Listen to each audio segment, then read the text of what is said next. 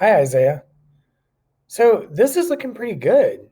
Um, you have really terrific language in here, and there's a lot of really strong ideation coming in, especially, the fact that you're investigating how um, affirmative action and affirmative action like policies contributed to a growing, a, an increase in equal representation among different communities in America, as reflected in the workforce.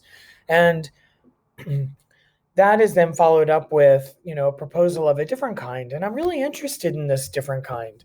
You basically say instead of the quota mechanism that is typically associated with affirmative action, that we should consider more ex post facto financial incentives to companies for hiring um, a workforce that is representative of its endemic population. And so that's interesting to me.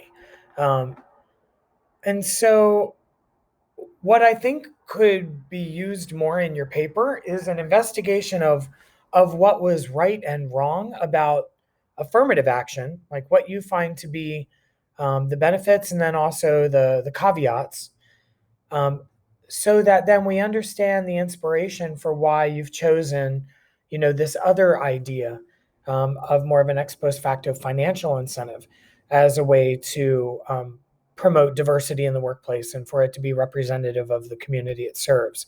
So that's where it'd be wonderful if you had more information. Like, why financial incentive? Why ex post facto?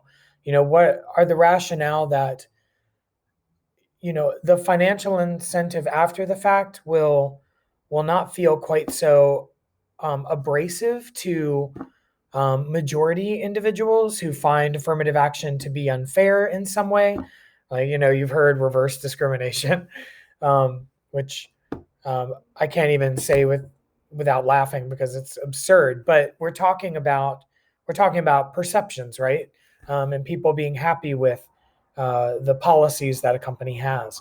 So finding more of the rationale as to why you move from a quota system to a financial incentive system, um, and really examining the benefits of the other one, um, in response to the critique of the initial one, I think is where you could use some beef for this paper, some expert testimony, maybe some quantitative data, maybe if there's any kind of policy that was done like that in the private sector, for example, in the past, that we see really amazing results or something like that. So a little bit more case studies could help in that case. Overall, though, I mean, it's looking good. The language is strong. I mean, I expect that from you. You're a good writer, and your ordering is really solid. So just kind of beef up some of that support. Integrate your sources a little bit more explicitly within text citation and all that. But otherwise, just keep going. I'll be talking to you next week. See where you're at. Good luck.